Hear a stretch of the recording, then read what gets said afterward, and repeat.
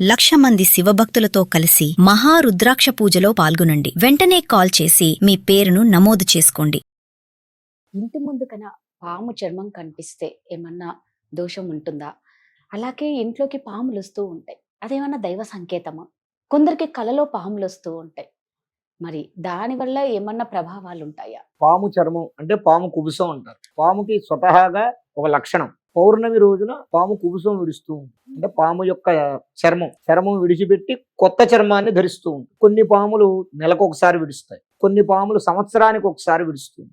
అట్లా పాములకు ఉండేటటువంటి స్వతహా లక్షణం అది, దాన్ని కుబుసం అంటారు. ఈ కుబుసం గుమ్మం ముందో లేకపోతే ఇంట్లోనో లేకపోతే బయట ఇంటి ప్రాంగణంలో ఉండొచ్చా? అది పడుంటే దాని యొక్క ప్రభావం ఏమిటి అంటే, పాముల్లో 3 రకాల పాములు. ఒకటి దైవాంశ కలిగినటువంటి పాము. ఈ దైవాంశ కలిగినటువంటి పాములు అంటే వాసుకి, శేషనాగం, ధనుంజయం, అలాగే కర్కోటకం, తక్షకం, ఇలాగ దైవాంశ కలిగినటువంటి సర్పదేవత. ఈ దైవాంశ కలిగినటువంటి సర్పదేవతలు 9 రకాల సర్పాలు. ఈ 9 రకాల సర్పాలలో ఏ సర్పం కుబుసం విడిచినా వాడి పంట పండినట్టే, ఆ ఇంటి వాడి పంట పండినట్టే. ఆ కుబుసాన్ని తీసుకుని చక్కగా ఒక తెల్లటి వస్త్రం, కాటన్ క్లాత్లో కానీ లేదా పట్టు క్లాత్లో కానీ దాన్ని చక్కగా మడిచి అంత చిటికడు పసుపు కుంకుమ వేసి బీరువాలో పెట్టుకుంటే ఐశ్వర్యం వాడిని వెంటాడుతూ ఉంటుంది. నాగదేవత యొక్క అనుగ్రహం వల్ల మాత్రమే అటువంటి దేవతా సర్పాలు ఇంట్లో వస్తాయి. రెండోది రాక్షస జాతి సర్పాలు. ఈ రాక్షస జాతి సర్పాలంటే ఏమిటి అంటే కొండశిలోలు, తర్వాత ర్యాటిల్ స్నేక్స్ ఇలాంటివి ఉంటాయి కదా, ఇవన్నీ కూడా రాక్షస జాతికి సంబంధించిన సర్పాలు. అటువంటి వాటి కుబుసం మన ఇంట్లో పడితే వెంటనే తీసుకెళ్లి బయటపడేయాలి. అంటే ఏ నదిలోనో దాంట్లోనో కలిపేయాలి. రాక్షస జాతికి సంబంధించిన సర్పాలు అవి పనికి. మూడోది మానుష్య జాతికి సంబంధించినటువంటి సర్పాలు. దాంట్లో అంటే ఈ మనుష్య జాతికి సంబంధించినటువంటి సర్పాలు అంటే కొన్ని కామరూప నాగులు ఉంటాయి, కొన్ని మామూలు ఉంటాయి. అంటే ఎట్లాంటివి అయ్యా అంటే పచ్చ రంగులో ఉండేటటువంటి పాములు కానివ్వండి, అంటే పసిరిక పాములు చెట్ల మీద ఎక్కువ ఉంటాయి, గుడ్డెలు అంటారు అలాంటి పాములు, 2 తలలు ఉన్నటువంటి పాములు, ఇవన్నీ కూడా మానుష్య రూపంలో ఉన్నటువంటి పాములు. అవి ఎక్కువ మన ఇంట్లోకి రావు, నేళ్లలోనూ వాటిలోనే ఉంటాయి కాబట్టి వాటి యొక్క కుబుసం అనేది మన ఇంట్లోకి రాదు. కేవలం ఈ 2 రకాల సర్పాలే వస్తాయి. అది దైవాంశ కలిగినదా కాదా అనేది మనం తెలుసుకోవాలంటే ఎవరినో ఒకరిని మనం తీసుకెళ్లి, పెద్దవాళ్ళు ఎవరైనా ఉంటే పాములకు బాగా తెలిసిన వాళ్ళు ఉంటే దాన్ని తీసుకెళ్లి చూపించాలి. చూపిస్తే వాడు దాన్ని పట్టి, ఆ పూస ఉంటుంది, పూసలాగా చర్మం ఉంటుంది అనమాట, దాన్ని చూసి దాని యొక్క ఇప్పుడు త్రాచు పాములు ఉంటాయి, కృష్ణ సర్పం ఉంటుంది. కృష్ణ సర్పం అంటే ఏంటి, కృష్ణుడి యొక్క పాదాలు అచ్చులు ఉంటాయి దాని మీద. ఆ సర్పం అయితే ఇంక అసలు తిరుగులేదు. అవి చిన్నగా ఉంటాయి, మరీ పెద్ద ఉండవు. అవి ఎంత ఉంటాయంటే మహా అయితే ఒక 3 అడుగుల కన్నా ఎక్కువ ఉండదు. అది కృష్ణ సర్పం 2 అడుగులు 3 అడుగులు ఉంటాయి. అటువంటి సర్పాలు కానివ్వండి, అవి చూసి ఇది దైవాంశ కలిగింది లేదా అనేది చెప్తారు వాళ్ళు. దాన్ని బట్టి రాక్షసాంశ కలిగిన సర్పాలు అయితే తీసుకెళ్లి బయటపడేయటం, లేదా దైవాంశ కలిగింది అయితే చక్కగా తెచ్చుకుని పొట్లం కట్టుకుని ఇంట్లో పెట్టుకోవడం. దానివల్ల చాలా విశేషమైనటువంటి ఫలం కలుగుతుంది. రెండవది మీరు అడిగింది ఏమిటయ్యా అంటే, కలలో సర్పం వస్తే ఏంటి? కలలోకి సర్పం వస్తే మంచిది, చెడేమీ కాదు. కలలో సర్పం వచ్చి మనిషిని తరుముతున్నట్టు కానీ కాటేసినట్టు కానీ వస్తే గనక వాడికి ఉన్నటువంటి నాగశాపము కానివ్వండి, నాగదోషం కానీ తొలగిపోయినట్లు లెక్క. ఎందుకు అంటే నాగశాపము కానీ నాగదోషం కానీ ఉంటే, ఆ నాగశాపం ఉంటే మాత్రం ఖచ్చితంగా పాము కాటు వల్ల వాడు మరణిస్తాడు. పాము కాటుతోటే వాడు మరణించాలి లెక్క ప్రకారంగా. వాడి తల్లిదండ్రులు చేసుకున్నటువంటి పురాకృత కర్మఫలం వల్ల ఈ స్థూల శరీరానికి కాకుండా కలలో ఉన్నటువంటి ఈ ఆత్మ శరీరం ఏదైతే ఉంటుందో దానికి సర్పకాటు వల్ల బాధ కలిగేటటువంటి ఒక మాయను సృష్టించి వాడుకున్న దోషాన్ని తొలగిస్తుంది. ఏమిటది? మనం చేసుకున్నటువంటి పుణ్యఫలం. కాబట్టి కలలో పాము కాటేస్తే మంచిది, తరుముతూ ఉన్నట్టు వస్తే మంచిది.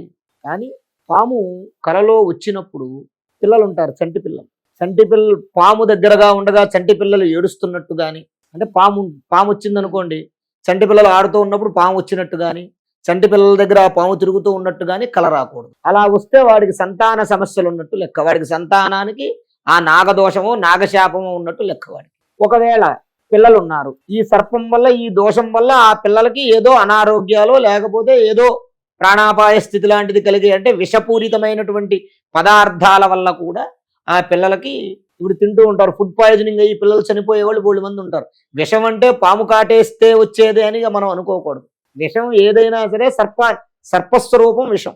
అలా ఆ పిల్లల పక్కన ఉన్నప్పుడు ఆ సర్పం రావటం అలాంటివి మాత్రం రాకూడదు. అలాంటివి వచ్చినప్పుడు కొద్దిగా జాగ్రత్త పడి ఆ పిల్లల యొక్క జాతకాలు లాంటివి ఎవరైనా మంచి జ్యోతిష్కులు ఉంటే వారికి చూపించుకుని తత్కారణం ఏదైనా ఉంటే కాస్త పూజలు లాంటివి అలాంటివి చేసుకుంటే ఉత్తమం.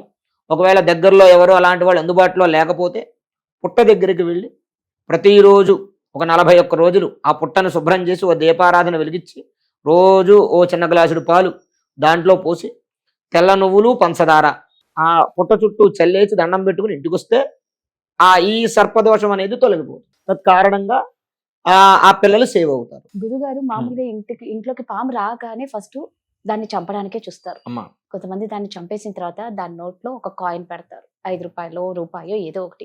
దాన్ని కాల్చిన తర్వాత ఆ కాయిన్ తో రింగ్ చేసుకుంటారు. మరి ఇలా చేసుకోవడం నిజంగా కరెక్టేనా? వాస్తవంగా అమ్మా సర్పం అంటే అందరికీ భయం. ఎందుకు అంటే అది విషపూరితమైనటువంటి ప్రాణి కాబట్టి. అయితే సర్పాలు ఇంట్లోకి వచ్చినప్పుడు చాలా మంది చంపుతారు, కానీ చంపకూడదు. పాముని మనం కొట్టినా సరే దాన్ని చంపాల్సిన అవసరమే కాదు, దాన్ని కొట్టినా సరే నాగశాపం పట్టేసుకుంటుంది. అది రాక్షస జాతి సర్పమైనా సరే దేవజాతి సర్పమైనా సరే. కాబట్టి ఎవరైనా పాములు పట్టేవాళ్ళు లాంటి వాళ్ళు ఎవరైనా కాస్త నిష్ణాతులు లాంటి వాళ్ళు ఉన్న వాళ్ళని పిలిపించి దాని జోలికి వెళ్ళక ఇంట్లోకి వచ్చింది అది ఏ గదిలో ఉందో ఆ గదికి కాస్త తాళం పెట్టేసి కాస్త బయటకుండి కాసేపు వాళ్ళు వచ్చినప్పుడు పామును పట్టించి బయటికి తీసుకువెళ్లే ప్రయత్నం చేయాలి తప్ప దాన్ని చంపకూడదు. అందున ఇంట్లో అసలు చంపకూడదు. చంపితే నాగదోషం నాగశాపం రెండూ పట్టుకుంటాయి. పైగా మరి ప్రాణాపాయ స్థితి కదండి, అది మనల్ని చంపడానికి వస్తుంది కదండి. మనం చంపకపోతే దాన్ని చంపితే కానీ కుదరదు. ఆ పాములు లాంటివి ఇంట్లోకి వచ్చినప్పుడు వాటిని కట్టడి చేయడానికి కొన్ని నియమాలు. తులసి కోట ఏ ఇంట్లో అయితే ఉంటుందో ఆ ఇంట్లోకి పాములు రావు. తులసి కోట ఏ ఇంట్లో అయితే ఉంటుందో ఆ ఇంట్లోకి పాములు రావు. బృందావనం అంటారు తులసి కోటని. తులసి శక్తి ఆ పాముని దగ్గరికి రానివ్వదు. అలాగే ఇంట్లో నిత్యము భగవదారాధన చేసేటువంటి నిత్య దీపారాధన చేసేటటువంటి ఇంట్లోకి విషపూరితమైనటువంటి జంతువులు అడుగు పెట్టలేవు. ఒకవేళ ఇందాక మీకు చెప్పాను, ఏం చెప్పాను, దైవాంశ కలిగినటువంటి సర్పాలు వస్తాయి అని. నిత్య పూజ చేసేటటువంటి వాడింటికి దైవాంశ కలిగినటువంటి సర్పాలు వస్తాయి. ఇప్పుడు మనం యూట్యూబ్లోను వాటిలో చూస్తూ ఉంటాం. ఇళ్లలో పూజా మందిరాలలోకి పాములు వెళుతూ ఉంటాయి. అలాగే ఎవరైనా హోమాలు యజ్ఞాలు చేస్తూ ఉంటే కొన్ని పాములు అటు ఇటు తిరగడం, శివలింగం మీద చుట్టూ ఉండడం, ఇలా అవి దైవాంశ కలిగినటువంటి సర్పాలు. అవి మనల్ని ఏమీ చేయవు. ఎప్పుడైతే ఈ రాక్షసాంశ కలిగినటువంటి సర్పాలు వస్తాయో ఈ రాక్షసాంశ కలిగినటువంటి సర్పాలే అవి భయపడతాయి, మనల్ని భయపెడతాయి. కాబట్టి వాటిని రాక్షసాంశ కలిగిన సర్పమైనా సరే దాన్ని కొట్టినా సరే చంపినా సరే పామే, దోషమే. కాబట్టి అలాంటి పని చేయకుండా నిష్ణాతులను ఎవరినైనా పిలిపించి దాన్ని పట్టుకుని బయటకు వేసే ప్రయత్నం చేయాలి. తర్వాత ఈ మధ్య కాలంలో చాలా మంది ఏం చేస్తున్నారంటే ఒక పాముని చంపి దాన్ని తీసుకు వెళ్ళిపోయి ఓ గడ్డిలోనో లేదా ఆవు పిడకల్లోనో పెట్టి దాని మీద ఒక రూపాయి కాయనో 5 రూపాయల కాయనో లేదా వెండి నాణ్యమో ఏదో లేదా రాగి బిళ్ళో ఏదో ఒకటి పెట్టి, అంటే ఎక్కువ రాగి బిళ్ళలు పెడుతూ ఉంటారు. రాగి బిళ్ళలు పెట్టి దాన్ని కాల్చేసి ఆ మొత్తం కాలిపోయిన తర్వాత ఆ బిళ్ళ తీసుకుని ఉంగరాలు చేయించుకోవడం పెట్టుకోవడం, అది పైశాచికత్వం. అలా చేయకూడదు. ఆ పాముని నువ్వు దహనం చేయి, దహనం చేసేంత వరకు నీకు పుణ్యం వస్తుంది. ఇప్పుడు ఒక మనిషి ఉన్నాడు, ఆ మనిషి చనిపోయినప్పుడు కొంతమంది ఆచారాల ప్రకారం ఏం చేస్తారు, రూపాయి బిళ్ళ 2 రూపాయల బిళ్ళ నోదు మీద పెట్టి కాలుస్తారు. అదేమన్నా నువ్వు పెట్టుకుంటున్నావా ఉంగరం కింద? పెట్టుకోవట్లేదు కదా. అదెందుకు పెట్టుకోవట్లేదు, ఇది ఎందుకు పెట్టుకుంటున్నావు? ఇది పెట్టుకుంటే సర్పదోషాలు పోతాయి అవి ఇవి అని కొంతమంది ప్రబుద్ధులు చెప్పినటువంటి మాటలు నమ్మి వాళ్ళు అలా చేయటం.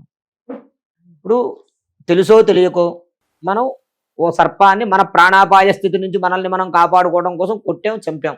ఆ దోషం అయితే ఎక్కడికి పోదు, అలాగే ఉంటుంది దోషం. దాన్ని ఏం చేస్తున్నావు, అయ్యో పాపం పాముని చంపాం కదా అని చెప్పి దాన్ని తీసుకెళ్లి దహన సంస్కారాది కార్యక్రమాలు చేస్తున్నావు. చేయడం వల్ల ఏమైంది, నీ దోషం పోయింది.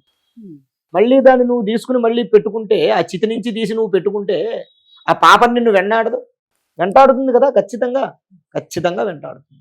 ఇంకోటి కూడా ఏంటయ్యా అంటే, మగ సర్పం చనిపోయింది అనుకోండి, మగ సర్పమో ఆడ సర్పమో చనిపోయింది అనుకోండి, దాని జంట సర్పం రాత్రి వేళ వస్తుంది, ఆ చితి దగ్గరికి వస్తుంది, లేదా సర్పం యొక్క కళేబరం దగ్గరికి వస్తుంది రాత్రిపూట. వచ్చిన తర్వాత దాని దృష్టి, సర్పం యొక్క దృష్టి దాని మీద పడుతుంది. దానికి 70 mm స్క్రీన్ లో మొత్తం తెలిసిపోతుంది, ఎవడ కొట్టాడు, ఎవడేం చేశాడు ఏంటనేది మొత్తం తెలిసిపోతుంది. అది ఏం చేస్తుంది, నువ్వు దహన సంస్కారం చేసిన కారణం చేత సర్పం ఏమనుకుంటుందయ్యా అంటే, ఒక కూతురుకో కొడుకుకో లేదా ఓ తండ్రికో బిడ్డలాగా వీడు దహన సంస్కారాలు చేశాడు, పొరపాటు చేసినా ఫోన్లేని వదిలేసి వెళ్ళిపోతుంది. ఎప్పుడైతే నువ్వు అక్కడ ఉన్నటువంటి ఆ రూపాయి కాయను అదో తీసుకుని వెళ్ళావు, దీన్ని బట్టి అది నీ వెనకాల వస్తుంది, నిన్ను వదిలిపెట్టదు. అది అవతల సర్పం వదిలిపెట్టదు. నాగశాపం అంటే అదే. అవతల పాము నీ మీద పగపడుతుంది. మనం చాలా అనుకుంటూ ఉంటాం, ఆ పగబట్టి ఎన్నిసార్లు కరిచినా వాడు చావట్లేదు, అయినా సరే కరవడానికి వాడు చచ్చేదాకా అది వస్తూనే ఉంటుంది. ఇటువంటి పనులు చేయకూడదు. కాబట్టి పాముని మనం తెలుసో తెలియకో కొట్టినా చంపినా సరే దానికి దహన సంస్కారాలు చేయాలి, నాగప్రతిష్ఠ చేయాలి. వాస్తవంగా ఎక్కడైతే సర్పాన్ని మనం చేస్తామో ఆ చేసినటువంటి దగ్గర నాగప్రతిష్ఠ చేస్తే ఆ దోషం తొలగిపోతుంది, వాడి వంశం బాగుపడుతుంది. చాలా చక్కగా చెప్పారు గురుగారు, ధన్యవాదాలు. నమస్కారం. శ్రీ మహాగణాధిపతయే నమః. ఆరోగ్యము, ఐశ్వర్యము, ఆనందము, ఆర్థిక లాభం ఇవన్నీ కలగాలంటే ఆగస్టు 11వ తారీఖు మంగళవారం రోజున మేము నిర్వహించేటటువంటి 1,00,000 రుద్రాక్షల పూజలో పాల్గొనండి. పరమేశ్వరుడి యొక్క అనుగ్రహం వల్ల సర్వ విధములైనటువంటి కష్టాలు నివారణమై ఐశ్వర్యాలు కలుగుతాయి. 1,00,000 రుద్రాక్ష పూజలో పాల్గొనేటటువంటి వారు స్క్రీన్ మీద స్క్రోల్ అవుతున్నటువంటి నంబర్లకు కాల్ చేసి రిజిస్ట్రేషన్ చేసుకోగలరు. స్వస్తి.